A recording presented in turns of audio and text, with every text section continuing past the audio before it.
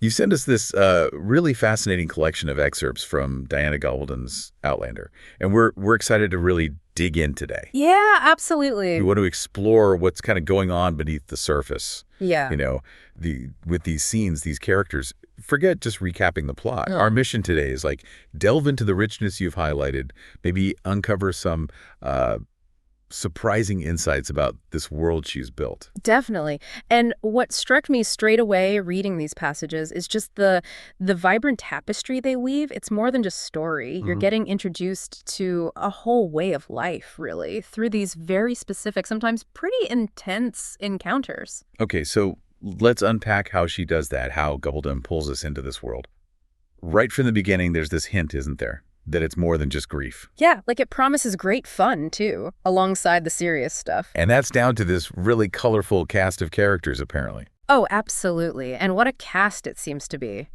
We get these little sketches, don't we? Mrs. Coffra Elliott, sent to her maid, very intriguing Henry and Helen, Yeah, a couple, yeah. the Mary Reverend Bonnycastle, Yeah? and McEachern, who sounds quite resourceful. And it mentions they're all kind of key to Mary's recovery. Exactly. It sets you up to expect, a world filled with these really strong, distinct personalities who are definitely going to impact her journey. And then we get that scene, that almost dreamlike scene in the church, the cool, dim museum of a church. Yeah.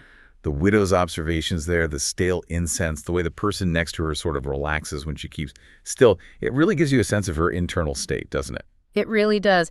And that little detail about her father's nickname for the minister, Jack in the Pulpit. Right. And the joke about the canopy being in case it rains. Well, what's so interesting about that, I think, is how it just instantly gives you this layer of her past Yeah. and her father's slightly irreverent view of religion. Even though he was a minister himself, yeah. Yeah. Right. So it subtly shows you the kind of intellectual background she's from and, how different that might be from her current situation. It's a lovely touch. Really efficient storytelling.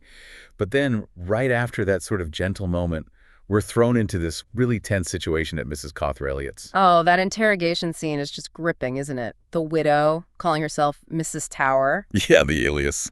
She's immediately on the back foot. Zenta's questions are so direct, so probing about the name, and the old lady's clearly suspicious. And you feel the widow's panic, just trying to come up with a believable first name. Totally. It feels so cornered. And then Zenta's pronouncement, almost gleeful, she's lying. It just establishes that power dynamic instantly. Absolutely.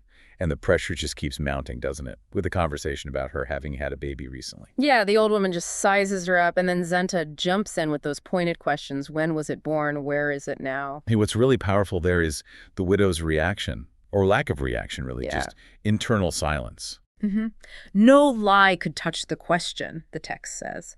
It just hits you with the raw pain of her loss. Something deception can't even approach. And the way her mind shuts down, the painful images, that intense focus in her eyes.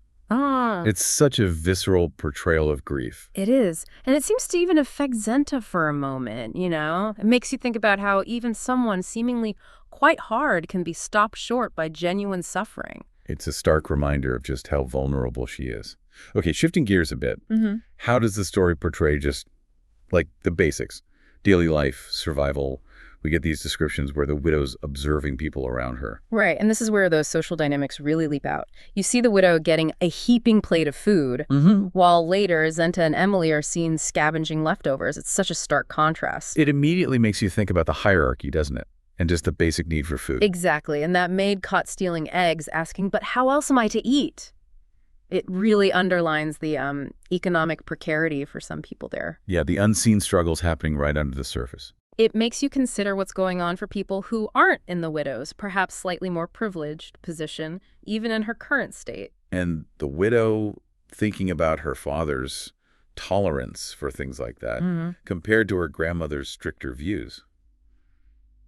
It adds another layer to her, doesn't it? It does. It suggests maybe a more nuanced upbringing, maybe a greater capacity for empathy than some others we meet. Yeah. And then there's that bit about her father's belief in the alchemical nature of existence.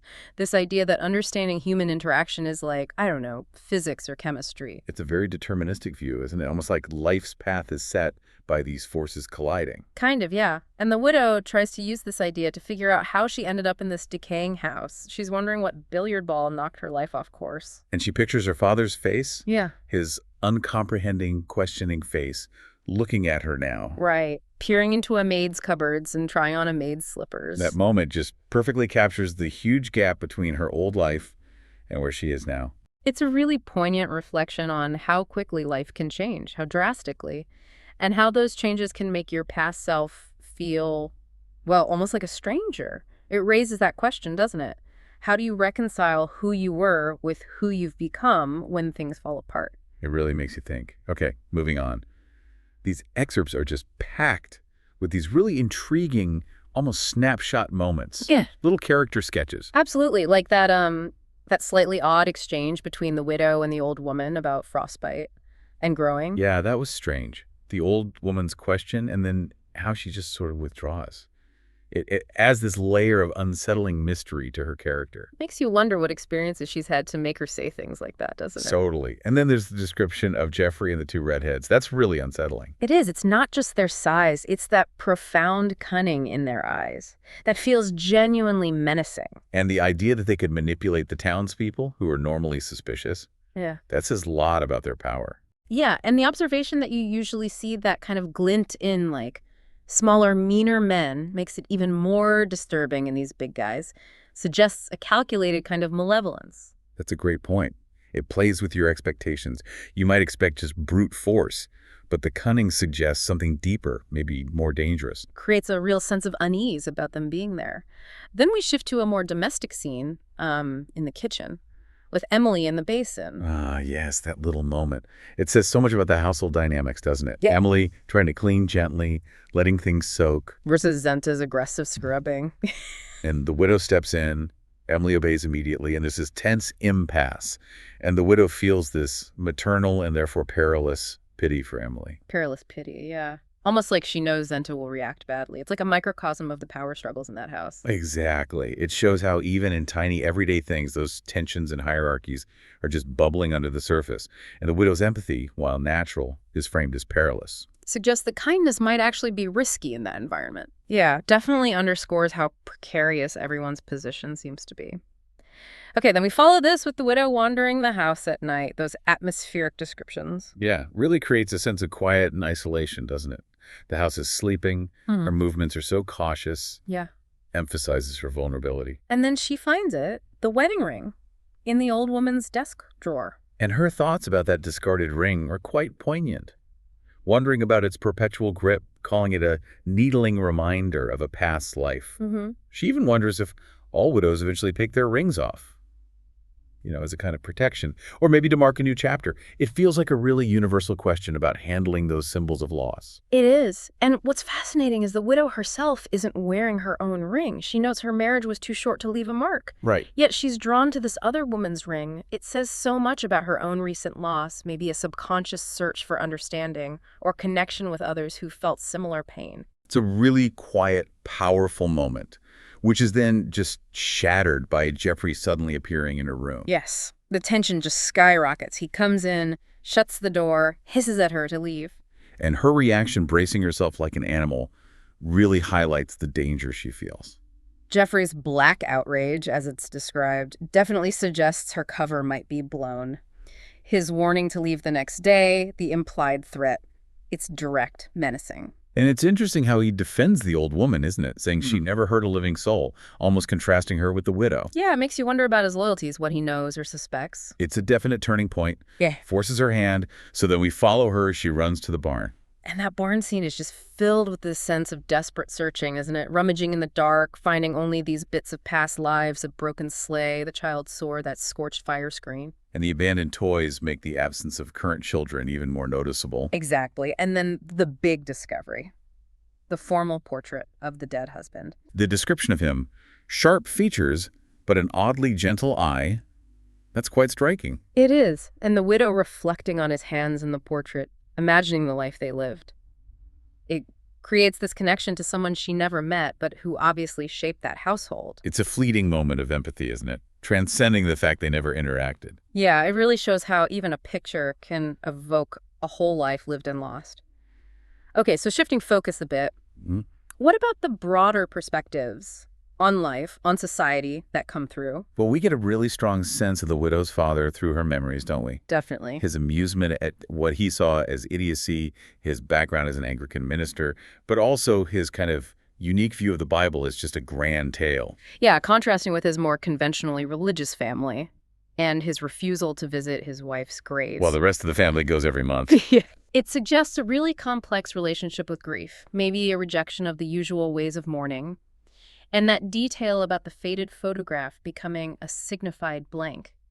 It adds this layer of irony about trying to hold on to memory. Makes you consider the different ways people cope with loss, doesn't it? It really does. Suggests that for him, maybe those tangible reminders weren't helpful. We also get these glimpses into another viewpoint through someone's journal entries. Right. Those offer a different lens, don't they? Focusing on the natural world, the fog lifting, revealing the mountains. And that touch of dark humor about God creating misery. Yeah.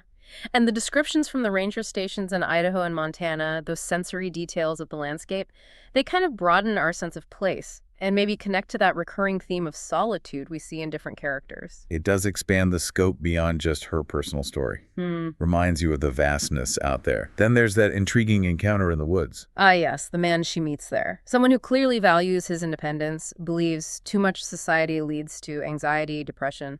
And his life story is so vivid. Flume walker, powder monkey. These colorful anecdotes really bring him to life. The story about blowing a hole in his rival's bunkhouse door, definitely memorable. And how careful he was with explosives later on.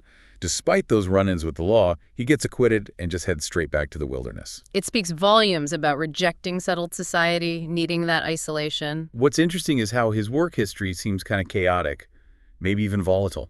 Yet he finds peace in extreme solitude. Yeah, it just highlights how differently people find their balance, sometimes in ways that seem contradictory to others. Which kind of leads us to think about loss and memory more directly. Those lines about the mother's dying, belonging only to her, and the little girl becoming this silent spy in the sick room, they're incredibly poignant. The focus on tiny sensory details, the dim light, the curtains like ghosts, the mother's sigh, and just saying, this is depressing, it's heartbreaking. It captures that child's perspective on loss so perfectly, doesn't it? That feeling of helplessness, the quiet knowing of what's happening, and those sensory memories that stick with you. Definitely. Okay, shifting focus again slightly. Yeah. Relationships and the objects that can kind of define them, like that playful argument about the pipe. Right. It seems lighthearted on the surface, but it actually reveals a really deep emotional bond, I think. The man teasing about taking the pipe if he disappeared. And the widow's stricken look. Yeah, it just underscores how much that shared object means to them and that underlying fear of separation. It's a small, everyday moment that says so much about their connection and the vulnerability there. Okay, now let's talk about communication. And sometimes, deliberate deception. That scene in the telegraph office is just dripping with intrigue, isn't it? Totally. The old man, the two guys waiting, the set-encoded clicks. And that specific instruction to the young girl. No mistakes, please. Yeah. And the transfer form going to a magistrate in Toronto. It all feels very official, maybe even clandestine. The secrecy, the urgency. It creates this atmosphere of mystery, potential danger. Definitely. And then following that, we have the widow interacting with the mayor in the barn. Her trying to groom it with just moss and twigs. And then seeing the man's well-cared-for bay horse. It really highlights her resourcefulness, but also her awareness of the differences in care. It's a subtle detail, but it hints at the man's character, maybe his priorities. Then we get that incredibly tense moment by the fire. Oh, yeah. The man watching her feeling ashamed at being seen, and then her attempt to lie about where she came from. Her story about Granham and his surprised reaction, that's intriguing. It is. And then his revelation, which feels almost unsettlingly intimate, that he's watched her sleep. Notice that little strand of hair in your mouth. Ugh, yeah. Turning such an intense reaction in her, those angry tears. It's so invasive. It absolutely is. It blurs the line between protector and observer, and the intimacy of it just cuts through her defenses, exposes her vulnerability. Despite her trying so hard to keep that facade up.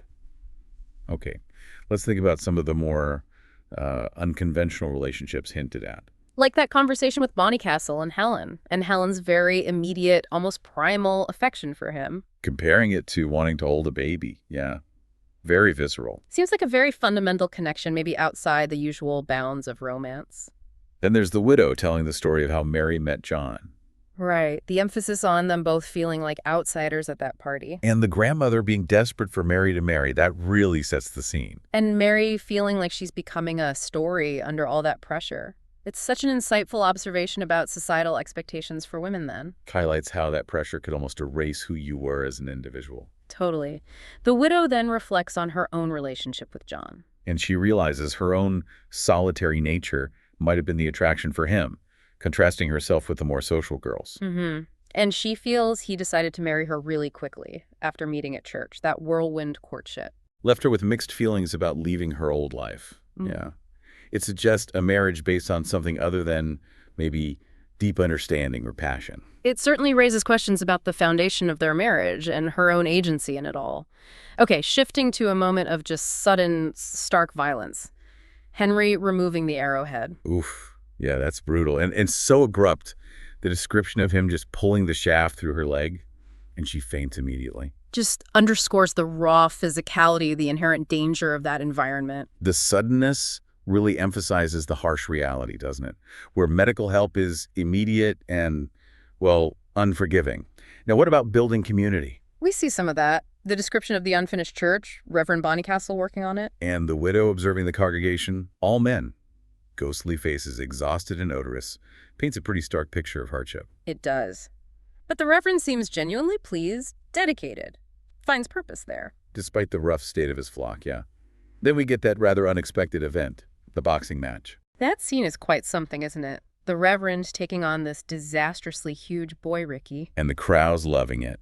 The widow's initial alarm, then hiding in his coat, adds this touch of unexpected humor. It's a very unconventional way for a community to bond, isn't it? Highlights the raw, maybe slightly chaotic nature of this frontier society, where physical prowess and shared entertainment, however odd, can build connections. It really does. But then, contrasting with community, there's also intense isolation. Absolutely. We have the description of the man, probably the Ridge Runner, retreating into extreme solitude up in the mountains. His physical decline, his detached actions. It paints a picture of someone pushed right to the edge of endurance.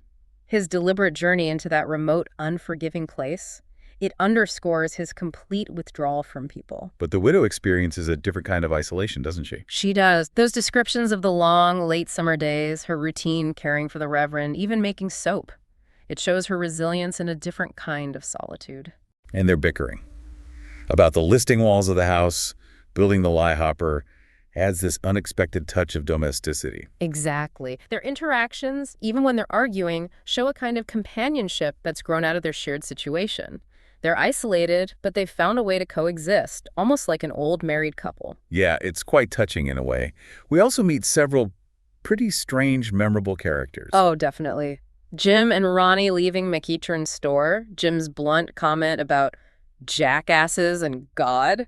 That's a memorable little snippet. And the widow noticing McEachern's surprising handsomeness, despite his deformities, coupled with his philosophical thoughts about attracting bad luck, makes him really intriguing. And his offer to show her his new venture hints at that entrepreneurial spirit persisting even out there. And she gives him some practical advice, too. Yeah, her suggestion about offering a free drink to men who haul water, that's pretty shrewd. Shows she understands motivation, community benefit. Then the dramatic arrival of the 8 American horse thief brothers. Fashioned out of mud, what a description. Creates such a vivid image of men weathered by their life. Their clannishness, the skittish horses.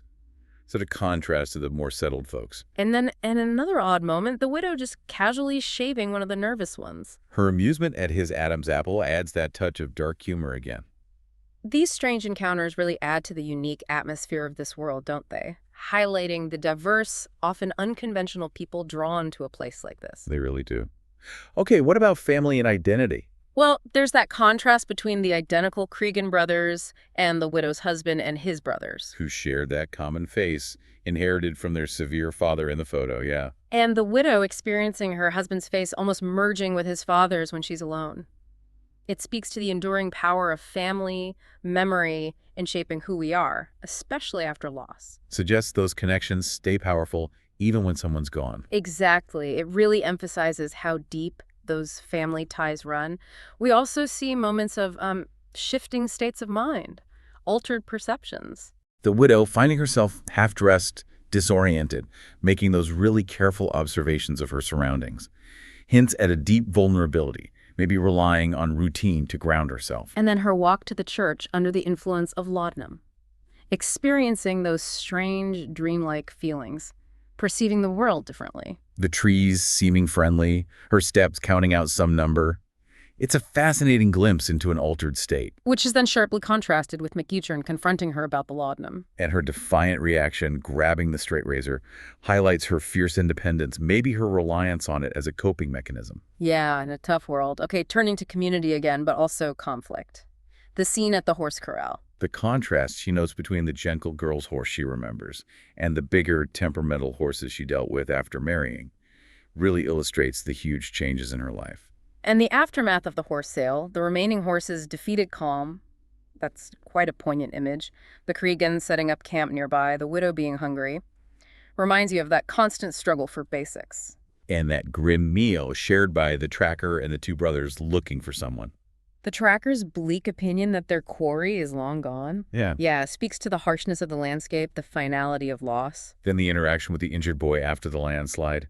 His delirious talk about being trapped with Walter. Really highlights the sudden, catastrophic nature of disasters in a place like that. And the store becoming a makeshift hospital shows the community pulling together immediately.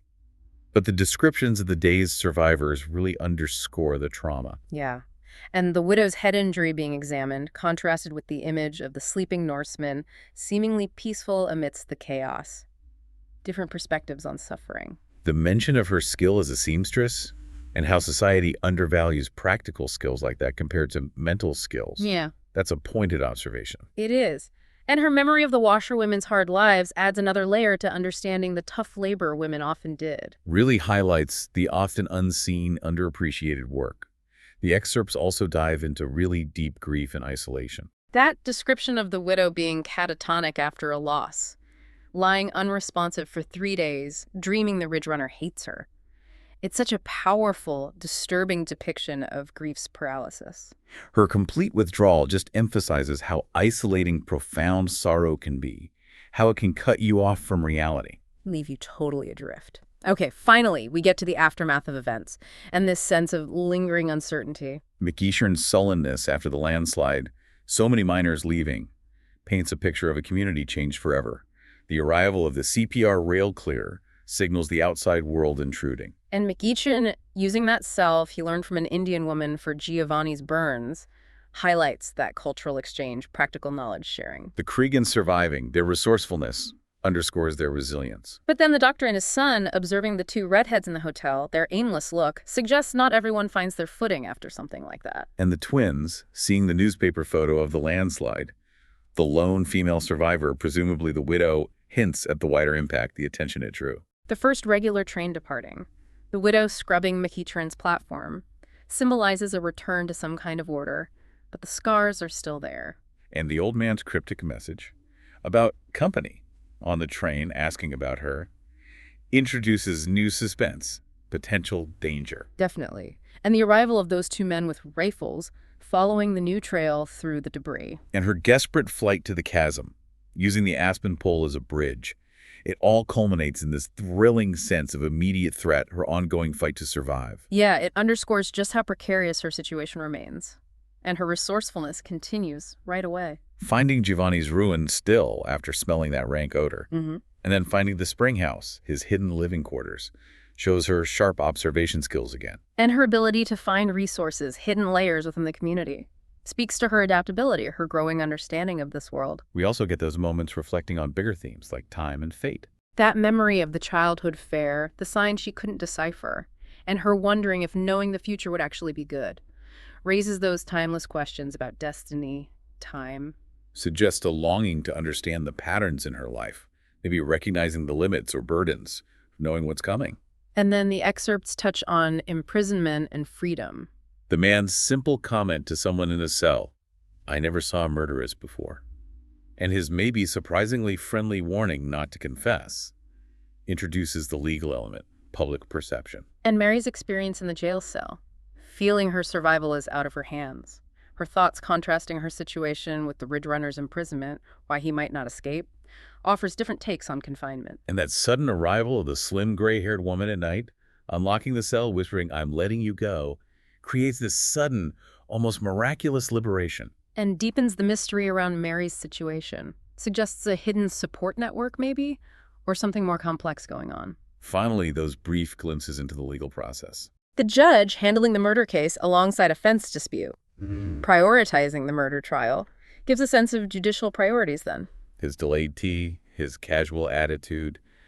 Quite a contrast to how serious it is for Mary. Definitely. And then reading that anonymous note claiming Mary's pregnant, explaining how it could sway a jury in a mandatory death penalty case, adds this huge layer of complication, potential manipulation. His low conspiratorial tone discussing it with her really underscores the weight of that information, how it could seal her fate. Yeah, it leaves us with this profound sense of uncertainty about how her legal troubles will end. Well, you, our listener, as you can probably hear, these excerpts from Outlander are just brimming with life, with complexity. Absolutely. We've journeyed through moments of intense personal struggle, surprising community bonds, profound loss, and just that constant fight for survival in a world that feels both incredibly harsh and incredibly vivid. It's a really rich tapestry of human experience, isn't it? Showcasing both resilience and fragility as people navigate this specific challenging time and place. So our final thought for you to chew on is this.